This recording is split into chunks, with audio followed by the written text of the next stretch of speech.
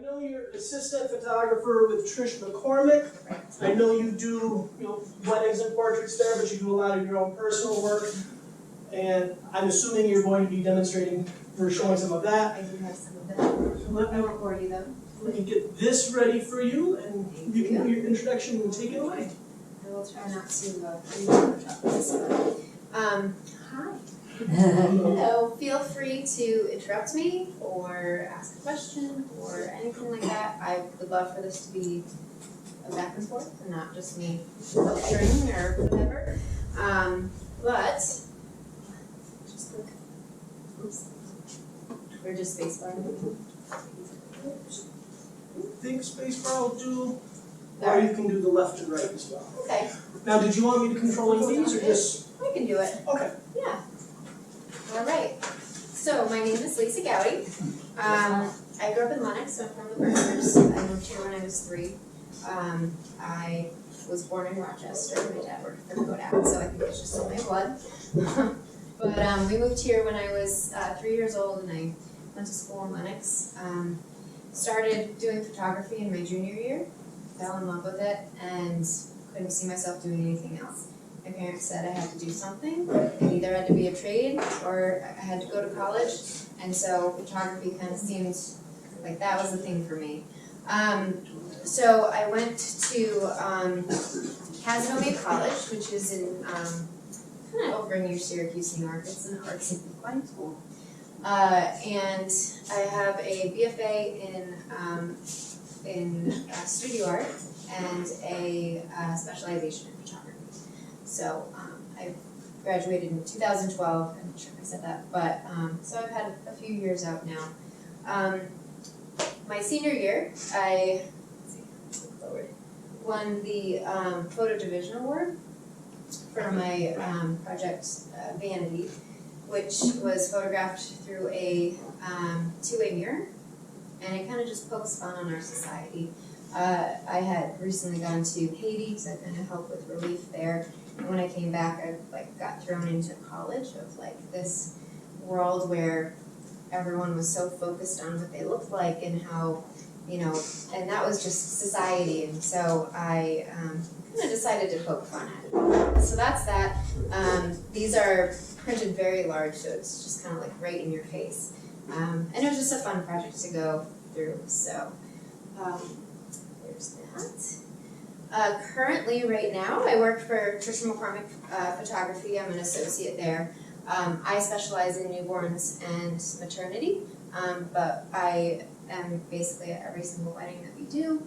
I do my own family photography, events, things like that, headshots. So very much portraiture currently.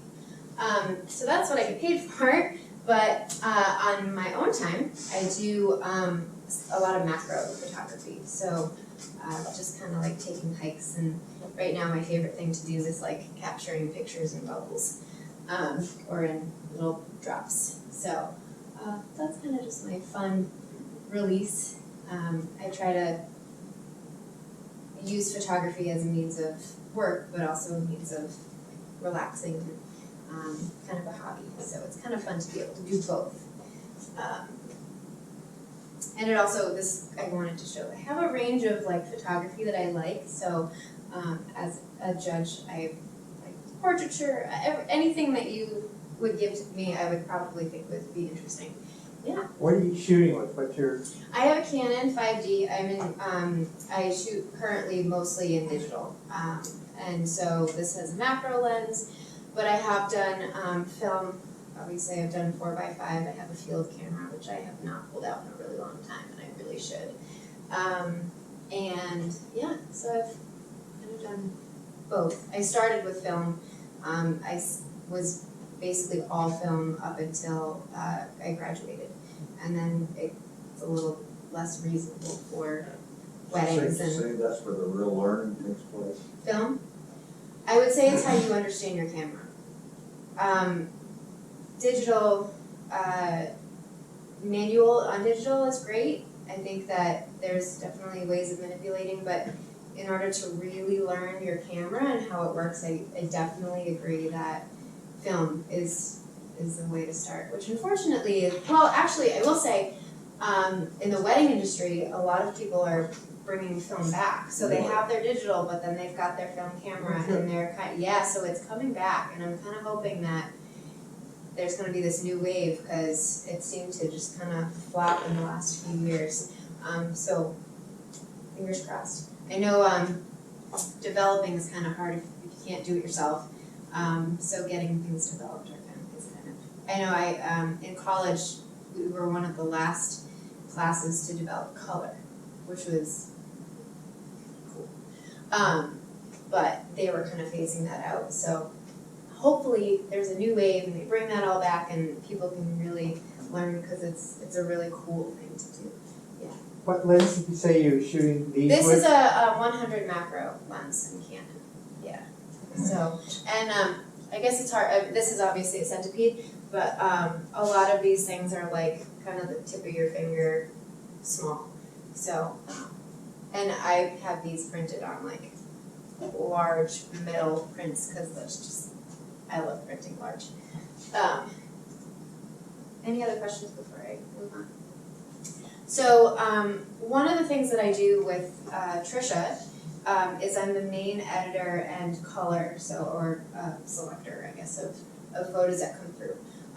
And so I guess as I was contemplating this presentation, I kind of turned it around and was like, what would I want to know from my judge as to what they're looking for? So this is sort of what I look for. So I just kind of give a little background of like where my eye is and what I'm thinking. Oh, and I also, one of my favorite places to go is National Geographic, their picture of the week. So they have pictures of the week and you can kind of go through. So I actually, to keep it simple, just went there and pulled all of my stuff from there. So if that's something that you're interested in and seeing more, I think New York Times also has that too. But I think it's fun to go through and look. So something that's eye-catching or striking, and a lot of times this is hard to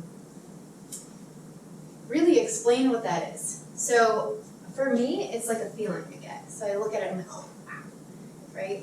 And that's hard to pick when you're picking pictures, but I think as you're going through and you're clicking and you're just looking at the pictures that you have, when you're really connected to something, that's, I think, what I would consider eye-catching or striking. Something that you really connect to, and you can't really figure out why, but you're just like, wow, really like this image.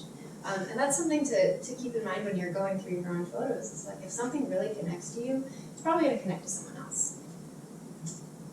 And here's another one. Basically things that just stop you in your tracks and would make you like stop if you were walking by, you know, if you were in a museum or a gallery.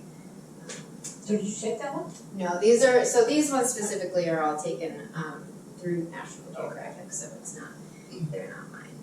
But a sharp image, which is kind of again, a little bit hard to explain, but it doesn't always mean in focus, but it is. But I think something that, you know, there's a lot of detail in, right? So it's like something that really there's motion, but it's like, it doesn't have to be tack sharp, but it just, there's detail. I think that's kind of what I mean when I mean sharp. Is like something that really makes you look, and you're looking in multiple different places, and it's just, it's there. This one's kind of obvious that it's sharp, but I thought it was cute, so I put it in this. Contrast. I think contrast is something that kind of gets lost in certain cases, and let's see, make sure I'm sticking to mine. I kind of feel that contrast helps to control a viewer's eye.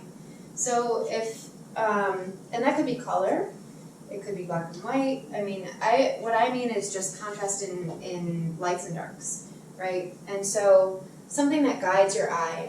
This is very specific. It's very contrasty because it's a silhouette. And so is this, but so I just wanted to kind of nail home contrast. But it just guides your eye. I think if these were all a little bit more muted and close to colors, and and close to each other, it just wouldn't be as powerful. And so I think that a lot of times contrast in a picture can really give it that oomph that it needs. This is one of my favorites, foreground, middle, background. I think this is something that people sometimes overlook or don't think about when you're composing your picture. But I really love when there's some kind of foreground, like so you're shooting maybe through, like this is shot through a door. Personally, when I am photographing families or weddings, and in fact, I guess I could go back to, maybe I can go back to my picture.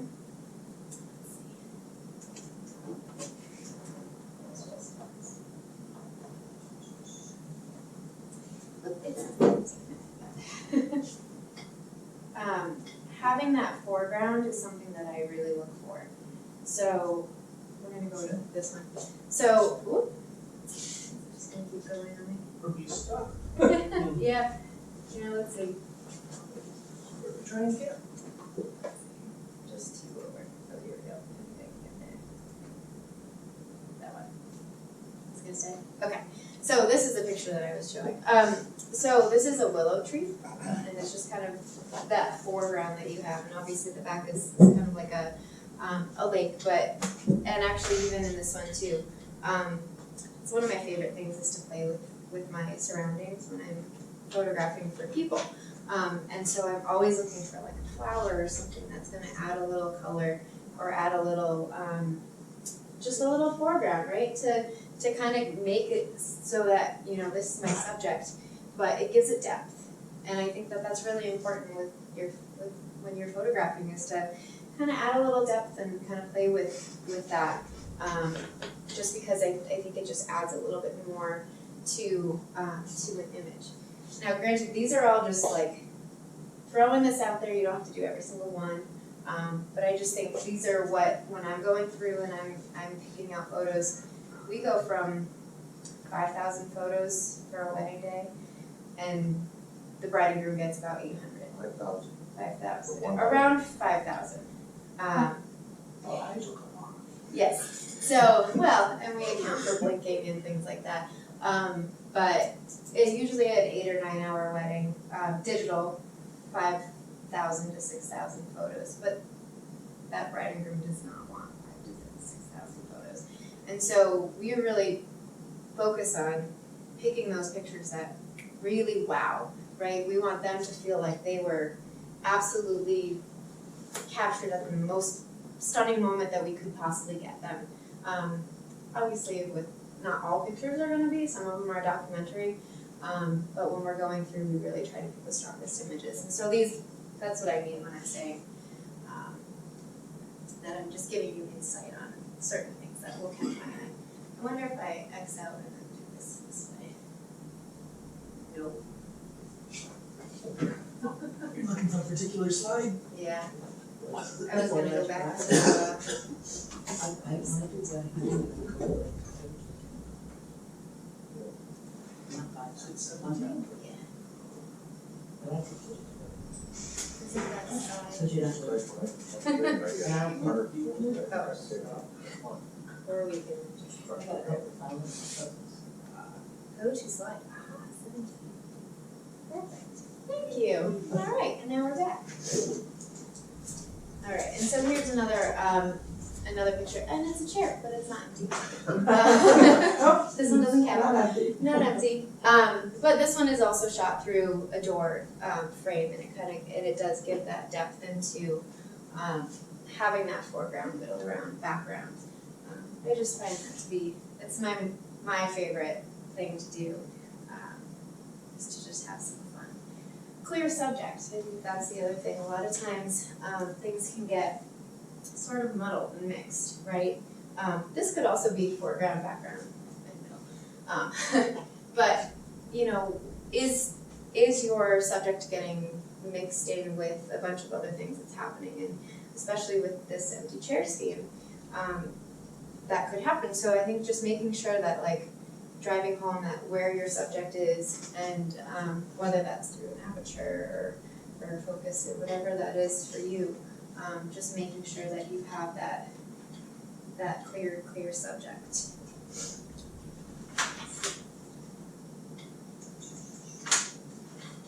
Alright. And this can also, like I said, so you can do by focus with aperture, cropping, the way that this person took this picture, their angle of where they took it from, their lighting that they had could have easily been mixed in with the crowd, right? So I just think it's important to make sure, especially with something so specific as empty chairs, that you're very clear. Telling a story. For weddings, that's easy, right? For me, a bride in a dress and a groom in a tux, and then you've got a story. I think it becomes a little bit more difficult when you say for me with my macro photography. So I think telling a story and really being specific to which photos that you're taking are telling that story, and then how that affects your viewer. So obviously, I did not take this either, but it's clear.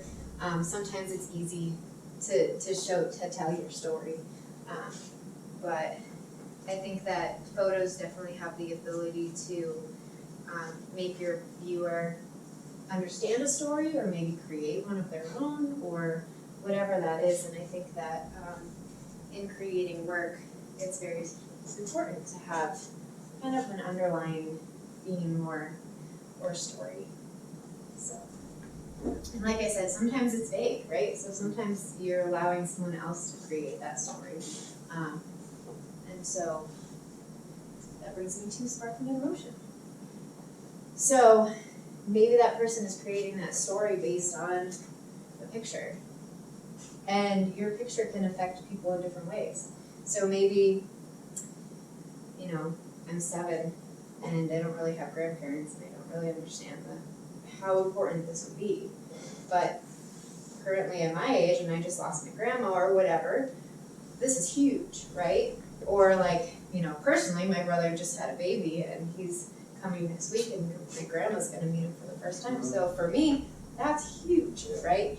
And so each picture tells a story, and it might not be the story that you're trying to tell, but it definitely, you want it to affect your viewer in some way. And here's another one. Maybe I don't like cats. This could be a completely different story. Do you not like cats? No, he loves. Oh, you love cats? No, he loves his grandchildren. Oh. And they're very photogenic. So maybe that's what you think of, right? And so I might have taken this picture and been like, I really love cats, and you look at it and you're like, that's like my granddaughter. Very different story, right? But you're still giving that picture to someone to create. So you want to make sure that you're allowing your viewer to do that. All right. Here's some tips and tricks that I have, that I've learned in my currently, well, I guess you can't call high school and college since I won't age myself. All right.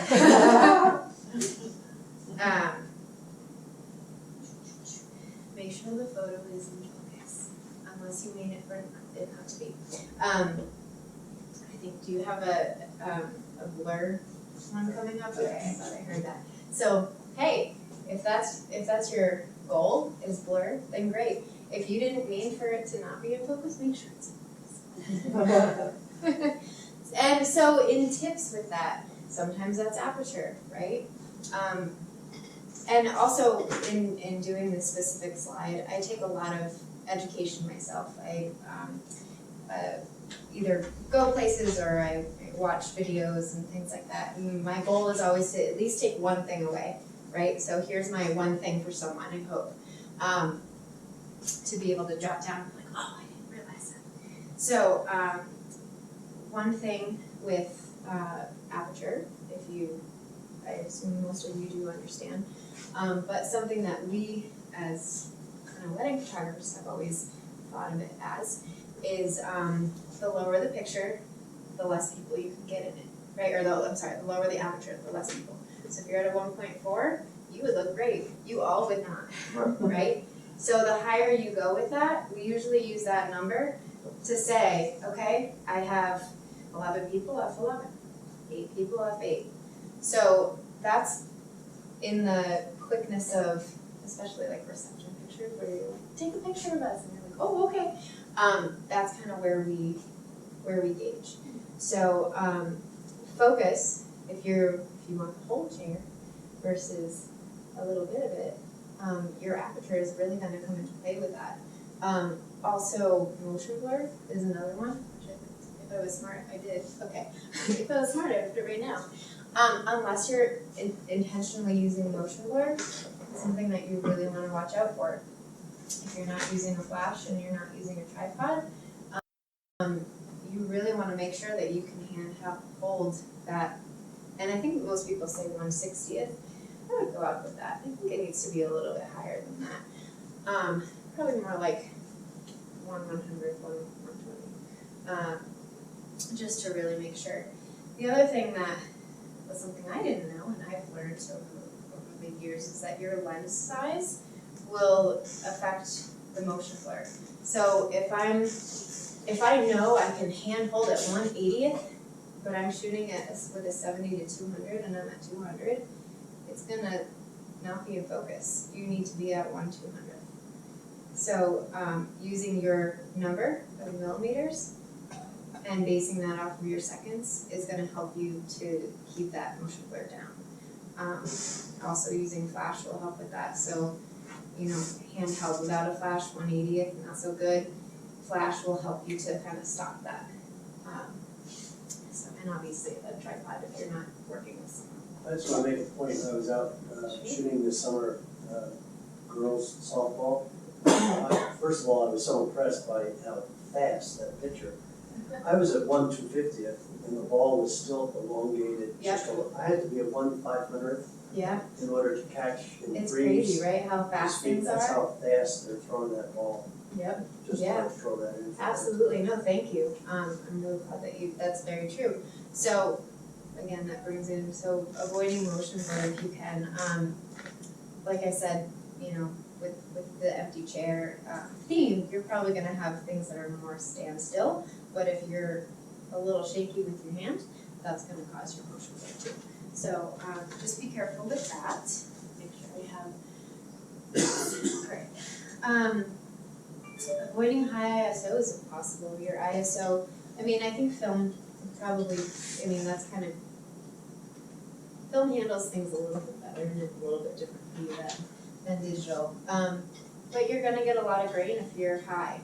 So the lower you can go with that, and obviously that's affected by your aperture and your shutter speed and all that, but the lower that you can keep that, the better, and the crisper and the more clean. I find that if I'm in a situation where I need to be up past like 2,000 to 2,500, my photos are duller.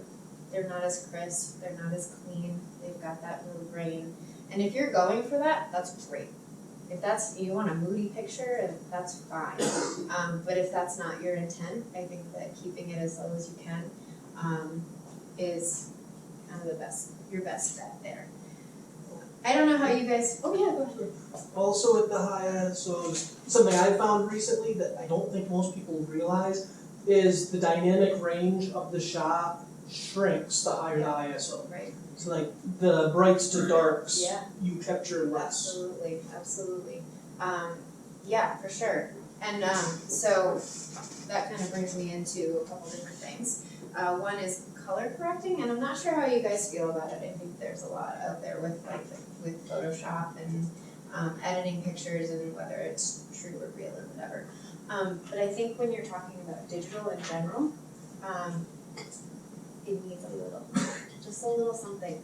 I find that shooting Canon, it's usually a little bit better. Trisha shoots Nikon, so usually when editing, my skins are a little bit more creamier and brighter and more yellow, and she's more like blues and greens. But there are times where I still need to kind of add a little bit of warmth in there to make it look actually right.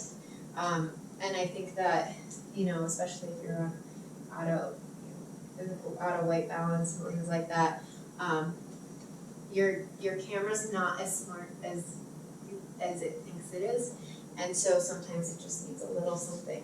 So I always add something, whether it needs a little bit of green, blue, red, yellows. Usually it's yellows, especially because I'm mostly working with like either people or nature. I'm usually warming my pictures a little bit. So just making sure that, you know, you're true to color for what you're actually taking versus what's in your camera, I think is really important. And also add in a little contrast, which is where we come back to that dynamic range. If your ISO is up high, you might need some. I know that a lot of times I use Lightroom a lot, and I don't have to use much Lightroom, but I'm usually pulling a little dehaze, which kind of like adds that contrast without it being like too contrasty. So that's another trick here. Interested. Yes, that is exactly where I was gonna go next. So contrast is really great, but it's like salt. And if you put too much on, it destroys whatever you're doing, right? So not too much. Yeah, I over-sharpen all the time. Over-sharpen? I have to go back and correct. You know what, sometimes, because I edit, so I'm just, every day I'm editing pictures. And sometimes I'll get to one and I just can't get it right. And I just like constantly just like reset, try again, reset, try again. Because sometimes you just can't get it. But, and sometimes you get a little overzealous and you're pulling those sliders and it's just a little too much. But I do suggest, you know, color correcting, adding a little contrast, editing your pictures just a little bit. If you're using film, probably don't need it, but because you're shooting kind of for in the camera. But digital just doesn't usually handle it as well. So it's that. And then using your light wisely.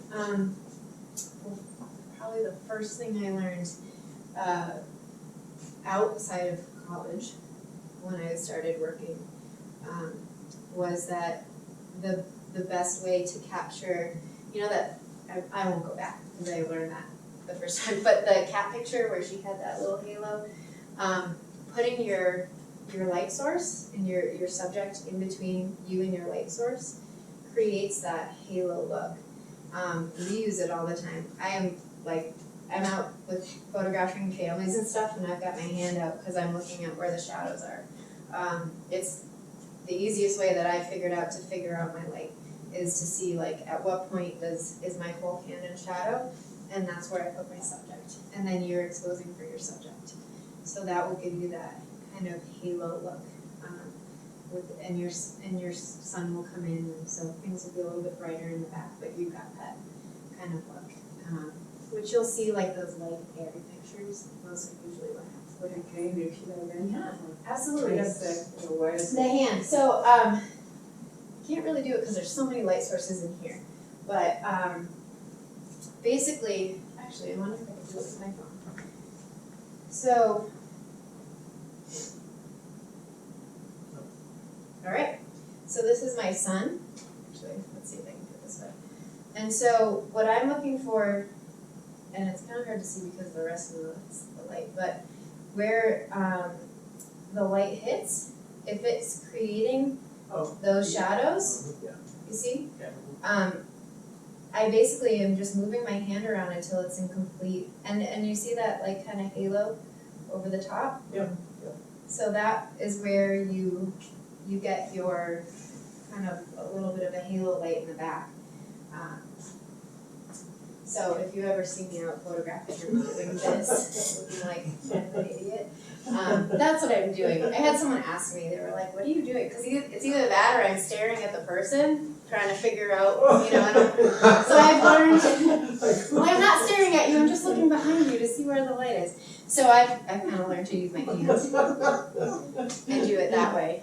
But I think using your light wisely and making sure that your shadows are where you want them to be. If you want shadowy pictures, if you want dappled light, if you want that, then that's great. I think you should go for it. But if you're not going for that, then making sure that you're seeing where your light source is and using that wisely is a really important thing to do. And also the rule of thirds. Everyone knows? Yes. I think it just adds a little bit more depth into your pictures. There are certain pictures that just need to be in the middle, and your subject is in the middle, and that's fine. But I think using the rule of thirds really just kind of draws your eye to certain places, and I think it's really important. It's something that is why we all know what it is. All right, so now we're to the theme. So, sitting there like empty chairs. Okay, how am I gonna talk about this, explain it, right? Because for me, as I was sitting there, I was like, wow, it's a really simple theme, but it's really complex at the same time. So, personally, I was like, all right, so it's an empty chair. Well, a chair was created for a human, so I guess you're taking the human aspect out of the chair, and now what happens? So that's what I want you to think about. So, I have some thoughts. Sometimes it's just, here we go, so this is what I wrote. How does the absence of a person, or a human, change the perception of the chair? What story does that tell? So that's what I want you to contemplate when you're doing this theme. Sometimes maybe the chair is the main subject, but it's not really, maybe it's the fact that the color scheme is what's causing you to stop in your tracks and be like, wow, that's a really interesting picture, right? That chair wouldn't be as interesting if it was in a white background, right? I don't think. Maybe it's a piece of art, right? Maybe you're just documenting someone else's art, right? That's okay too. I think it's important that, to be able to walk through, and if you're in the woods and you see this, definitely take a picture of it. Yeah, I think I'd run the other way.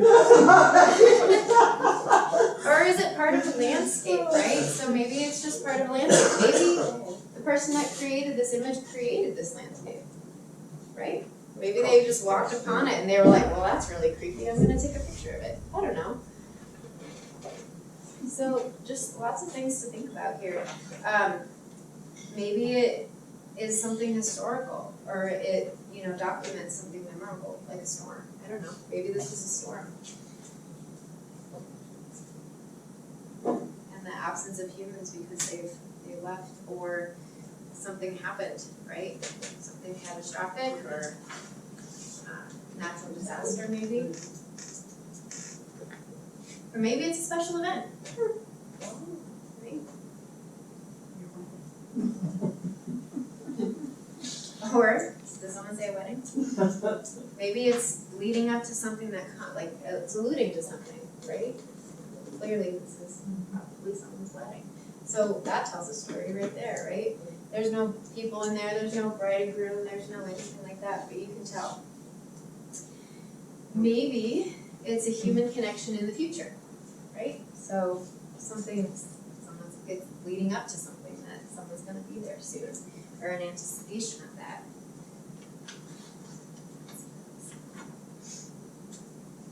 Maybe there is a human connection, but not in the other one. That tells a story. It depends on the person what story it tells, but. So what kind of story do these tell, right? I mean, did they miss dinner? Are they no longer with us? Lots of stories, right?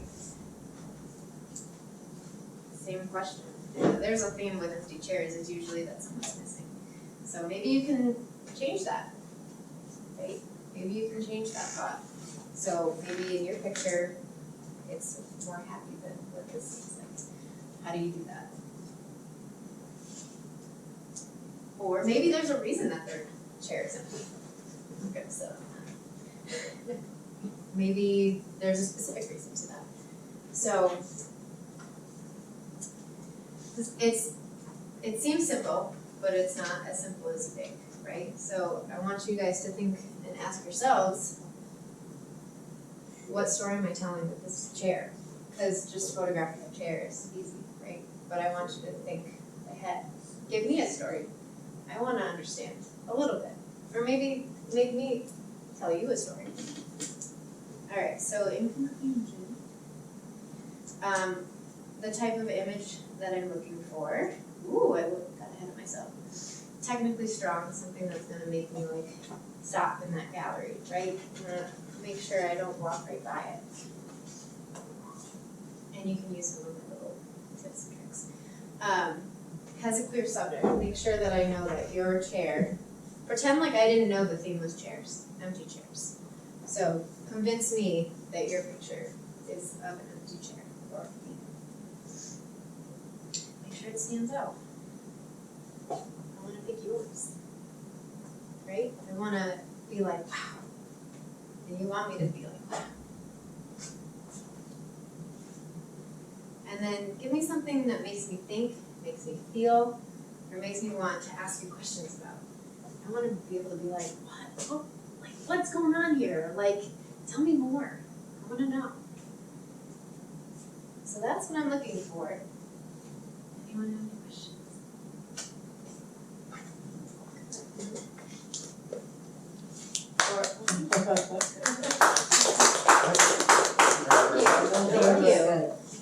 you. And if you have any questions technically or anything like that, please ask. Well, I have a question. I was waiting until other people, sometimes the hands go up slow, and mine is not about the chairs, but about something you said with wedding photography Sure. before. When you were saying you get about 5,000 shots and then narrow it down to 800. Yes. Now, I'm gonna say, I've only done 2 weddings, and they were small, Yes. and I took, at the bigger one, probably about 600 photos and brought it down to about 100. Do the bridal family actually get digitals of 800 or? They get, so, here's how we break it down. So obviously there's 2 of us shooting. And so sometimes and for the most part, there's always different angles, and a lot of times things kind of look the same, so that's why we call down. The way that we kind of factor in how much they get is about 100 pictures per hour. So it kind of comes out to be about that. Now some weddings don't need as much, some weddings need more. Recently we had a wedding, a lot of Jewish weddings have a lot of Jewish traditions that kind of add more to, so we had one that had a tish before. And so basically it's like a whole ceremony before the ceremony, right? So we would have to factor in almost 2 ceremony times for that. So we basically factor in about 100 pictures per image. Everything gets broken down, and the way that that we do weddings is we start, a normal timeline kind of goes like this. Getting ready pictures, which aren't like them getting their makeup put on, but it's usually like, special times with their family. Maybe the bride getting into her dress, certain details that are specific to them. Bridal portraits of like the bride, things like that. A lot of people will do a first look now, but if not, it will go right to the ceremony. So that's about an hour for that too. After that, there's family pictures, and depending on how many family you have, depends on how many pictures they get for that. Also, if you hold a big bridal party, you have more people too. What? Big bridal party. Yeah. Some people have 3 on each side, and some people have 12 on each side. I mean, I don't suggest that. You don't get them raw. No, everything gets edited. Yep, everything comes back as a JPEG. And they get as a wedding package, they get everything to download as a file.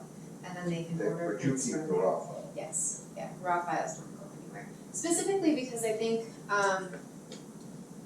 a lot of the parts of photography now with digital age is we've kind of perfected our editing.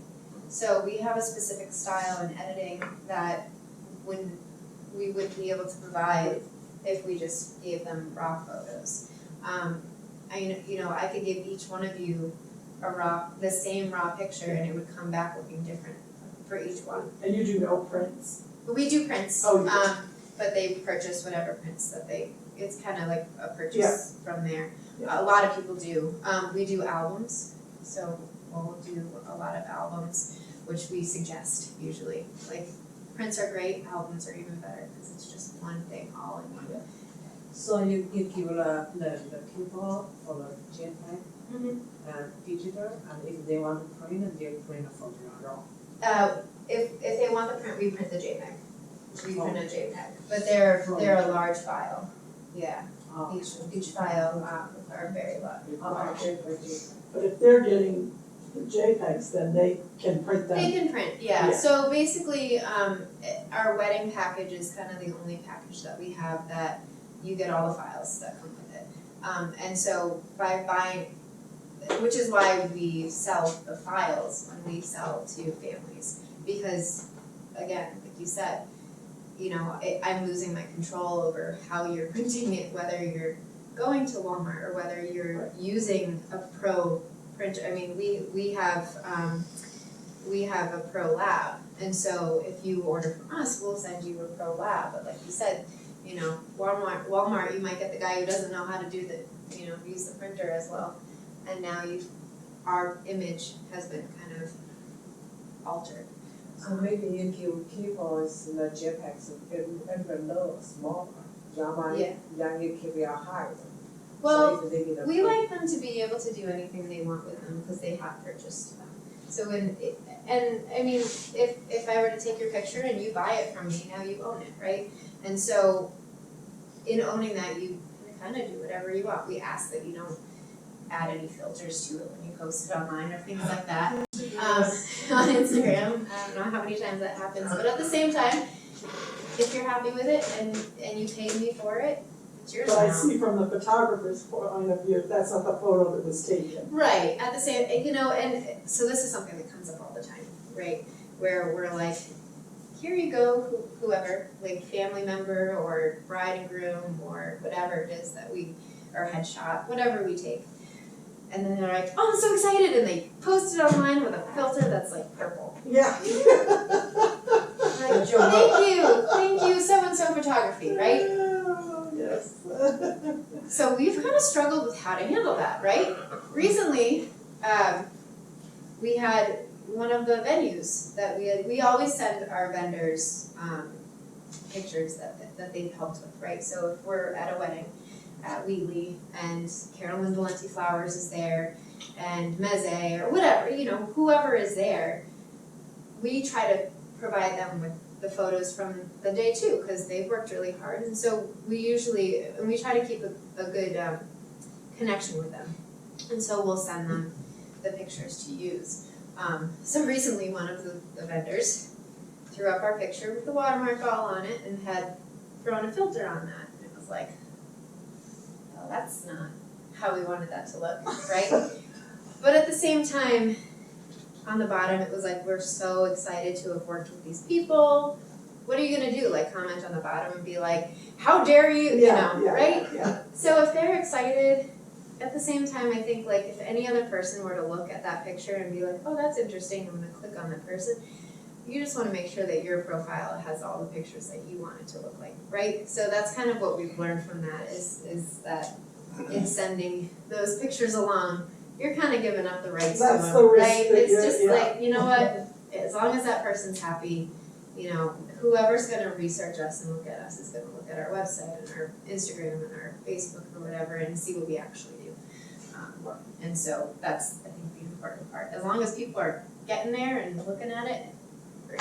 So, If you have 5,000 pictures, you screen, of course you have the screen until 800. So when you give to the family for 800 for free, 100. So, yeah. So you did the editor for every single one? Make sure every single one? yes. This is where I'll come back to, I use Lightroom. So instead of pulling each individual 800 pictures into Photoshop, which would be mind-boggling and just like so overwhelming, Lightroom is kind of like it's kind of like a bridge, I guess. It's kind of like a batch editing. And so the way that it works, the way that I edit is that I separate each section. So there's the getting ready, there's the bridal portraits that they have, the ceremony, the reception, and like family pictures of bride. And so each of those go into a section. So now it's kind of broken down a little bit. So there's 100 here and 85 here and 250, you know, usually reception has the most amount of pictures. And that's just because there's a lot of dancing things going on. So there's probably about 400 pictures in that section itself, and everything else is kind of broken down. So the way that I do it is I pull that in, everything gets a preset that we've created already, which kind of brightens our brights a little bit, gives us a little bit of contrast, brings our highlights down, our shadows up a little bit, pulls in our blacks a little, adds a little bit of split toning, which if you want to know, you can come ask me afterwards because it's a little which basically just kind of gives a little bit more warmth to faces or things like that, skin tones basically. And so that's already set. So most of those pictures are gonna already be where they almost need to be by the time they're even in the catalog. From there, then yes, I go in and I'll crop and look through. And after, I've been doing this for 7 years, and it's pretty much every day. So for me, it's quick. It becomes kind of second nature, and I'm through it. And you know, I can go through 100 pictures in a half an hour. It took a long time to get to that point, but yeah, I think it's that Lightroom is just kind of gets you to sort of where you need to be, and then you just perfect as you go. So it's not completely starting from scratch for every time. So that's how it's. And I will say, so for me personally, it takes about 5 or 6 hours to cull through all the pictures and make sure that they're time corrected and everything's in order the way it needs to be. It takes probably about 2.5 full days of work, so 8 hours, 2.5 days, to completely get through the whole wedding. So I'm not sitting there and everything kind of gets a double check too. So, and then you have to export it. So that happens too. But it takes, which is why, and that's on top of, this coming weekend we have 2 weddings in a row. So people ask like, how come it takes so long? And I'm like, well, when you're going through 5,000 pictures and narrowing them down, it gets a little expensive. But any other questions? No.